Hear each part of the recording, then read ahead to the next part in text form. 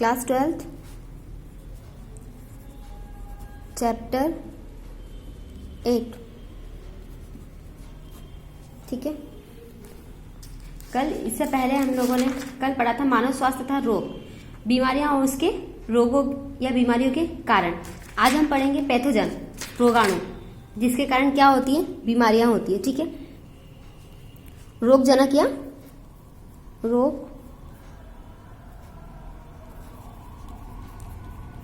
रोगजनक या रोगाणु।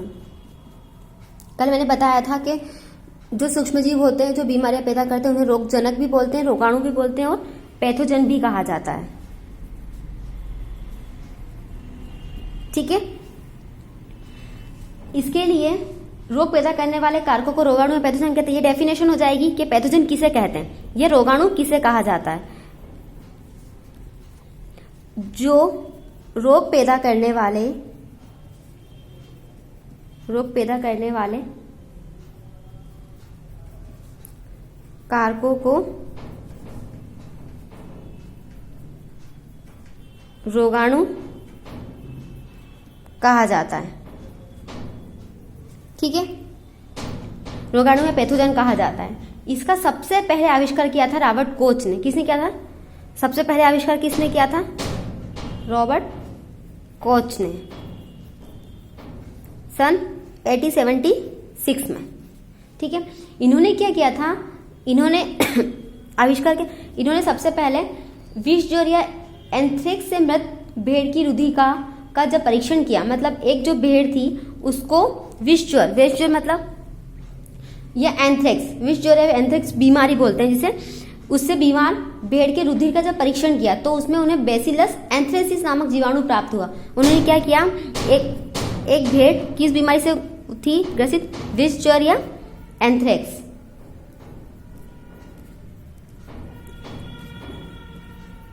कौन थी भेड़? इसके ब्लड का टेस्ट किया, मतलब ब्लड परीक्षण किया, ब्लड टेस्ट किया तो उसमें उन्होंने क्या पाया कि परीक्षण करने पर कि उसमें बेसिलस एंथ्रेसिस नामक जीवाणु प्राप्त हुआ। जो एंथ्रेसिस बीमारी थी वो कौन से बैक्टीरिया के कारण थी? एक बैक्टीरिया के कारण थी। उस बैक्टीरिया का नाम क्या था? बेसिलस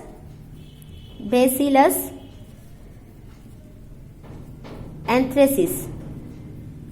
ठीक है, बैक्टीरिया, जीवाणु है। इस जीवाणु को संवर्धन माध्यम में बढ़ाने के बाद जब उन्होंने दूसरे भेड़ में प्रवेश कराया तो वह भी विष ज्वर के कारण क्या हो गई? मर गई। रॉबर्ट कोच ने क्या किया था कि सबसे पहले रोगाणु इसकी खोज की थी। उन्होंने क्या पाया था कि एक भेड़ जो विष ज्वर या एंथ्रेक्स नामक बीमारी से ग्रसित थी उसका उन्होंने क्या किया? ब्लड टेस्ट किया तो उन्होंने पाया कि उसके अंदर एक बैक्टीरिया था, उसका नाम था बेसिलस एंथ्रेसिस नामक बैक्टीरिया पाया। उस बैक्टीरिया को उन्होंने लेकर क्या किया? एक संवर्धन माध्यम में रखा। संवर्धन माध्यम में रखने के बाद एक स्वस्थ भेड़ के शरीर में प्रवेश कराया। एक दूसरी जो स्वस्थ भेड़ थी, स्वस्थ भेड़ के शरीर में प्रवेश कराया। अब संवर्धन माध्यम में रखने के बाद उसको स्वस्थ भेड़ के शरीर में प्रवेश कराया। इस दौरान क्या हुआ कि वो भेड़ भी, जो स्वस्थ भेड़ थी, उसमें भी कौन सी बीमारी हो गई? विष ज्वर। वो भी विष ज्वर से ग्रसित हो गई। ठीक है, इस तकनीक के द्वारा जब इन्होंने इस जीवाणु को दूसरे स्तनियों में प्रवेश कराया तो वे भी एंथ्रेसिस से पीड़ित हुए। इस अध्ययन के आधार पर उन्होंने एक मत व्यक्त किया जिसे कोच का मत कहा जाता है। उन्होंने क्या करा, सबसे पहले तो जो भेड़ थी उसको देखा, उससे क्या ब्लड टेस्ट किया। ब्लड टेस्ट करने के बाद बेसिलस एंथ्रेसिस बैक्टीरिया मिला। इस बैक्टीरिया को उन्होंने संवर्धन माध्यम में रखने के बाद जो स्वस्थ भेड़ थी उसके शरीर में प्रवेश कराया दूसरी। उसमें कराने के बाद उन्होंने पाया कि वो भेड़ भी क्या हो गई? एंथ्रेसिस से ग्रसित हो गई। और यही बैक्टीरिया को उन्होंने क्या करा? दूसरी स्तनियों में भी प्रवेश कराया, वो भी एंथ्रेसिस से या विष ज्वर से ग्रसित हो गए। इस आधार पर इस बात को व्यक्त करने के लिए उन्होंने क्या करा था? कोच का मत दिया था। और उसमें उन्होंने क्या कहा था कि रोगग्रसित जंतु के शरीर में रोगाणु उपस्थित होता है। जो रोगग्रस्त होता है, जो जीवाणु रोगाणु क्या होता है कि जो रोगग्रस्त होता है, रोगग्रस्त जीव जो रहता है उसके शरीर में प्रेजेंट होता है, शरीर में प्रेजेंट होता है, ठीक है। दूसरी बात उन्होंने कही कि रोग के रोगाणु को पृथक करके संवर्धन माध्यम में कृत्रिम रूप से बढ़ाया जा सकता। जो रोगाणु है जो किस में प्रेजेंट है, रोगग्रस्त जीव में प्रेजेंट है, उसको बाहर निकालकर हम क्या कर सकते हैं, बाहर निकालकर क्या कर सकते हैं, संवर्धन माध्यम में बढ़ा सकते हैं, संवर्धन माध्यम में बढ़ा सकते हैं।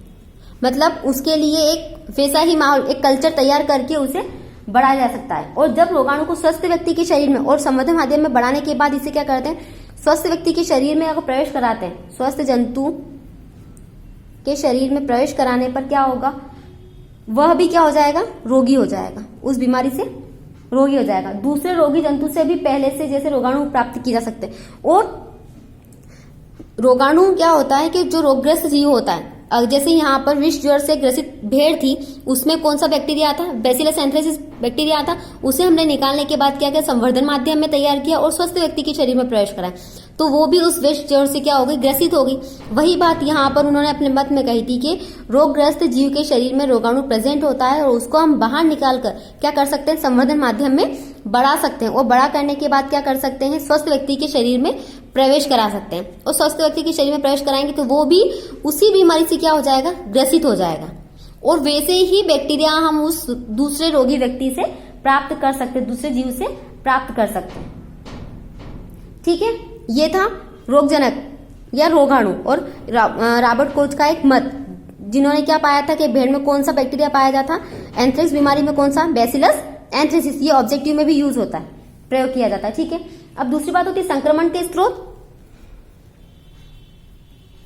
संक्रमण के स्रोत, संक्रमण के कौन कौन से स्रोत होते हैं जिससे रोग स्वस्थ व्यक्ति बीमार होता है। तो मानव शरीर के बाहर रोगाणु कहाँ उपस्थित होते हैं, है ना। यही बात होगी कि मानव शरीर में अगर कोई रोग हो रहा है या कोई बीमारी हो रही है तो वो रोगाणु बाहर कहाँ प्रेजेंट होता है, उसके बारे में हम पढ़ेंगे। तो रोगाणु कहाँ उत्पन्न होंगे, वायु में, जल में, मृदा में, कहीं भी हो सकते हैं, ठीक है। तो सबसे पहली बात आती है वेक्टर या वाहक। वेक्टर या वाहक, वेक्टर और वाहक क्या होते हैं कि वे जीव होते हैं जो संक्रमित व्यक्ति से रोगाणु को स्वस्थ व्यक्ति तक पहुंचाने का कार्य करते हैं। जो वेक्टर और वाहक जो होते हैं वो क्या करते हैं, जो संक्रमित व्यक्ति होता है उससे रोगाणु को कहां तक, रोगाणु को कहां तक ले जाएंगे, स्वस्थ व्यक्ति के शरीर तक, ठीक है। स्वस्थ व्यक्ति के शरीर तक ले जाते हैं। और वेक्टर या वाहक में उस रोगाणु से कोई मतलब जो वेक्टर और रोगाणु सिर्फ वाहक का काम करता है, वो संक्रमित व्यक्ति से रोगाणु को, पैथोजन को कहां तक ले जाता है, स्वस्थ व्यक्ति तक ले जाता है। इस दौरान वेक्टर या वाहक में किसी प्रकार का कोई भी रोग नहीं होता है। दूसरी बात, वायु, विषाणु जो वायरस होता है वो हवा में भी रहता है, जैसे खसरा, मस, डिफ्थीरिया, ये सारी बीमारियां किसके द्वारा होती है, वायु के द्वारा होती है। तीसरी बात, मृदा, मृदा में भी बहुत सारे पैथोजेंस प्रेजेंट होते हैं जो क्या करते हैं, स्वस्थ व्यक्ति को बीमार कर सकते हैं, है ना। भोज्य पदार्थ, पोलियो विषाणु, कोलरा, टाइफाइड रोग, ये सारे वो क्या करते हैं, ये भी व्यक्ति को बीमार, ये सारे क्या कहलाएंगे, स्रोत। वेक्टर, वायु, भोज्य पदार्थ, मृदा, ये सारे क्या हो गए, संक्रमण के स्रोत हो गए। इसमें सबसे ज्यादा वेक्टर जो संक्रमित व्यक्ति से रोगाणु को ले जाकर क्या करता है, स्वस्थ व्यक्ति तक पहुंचाता है। ये था रोगाणु और पैथोजन।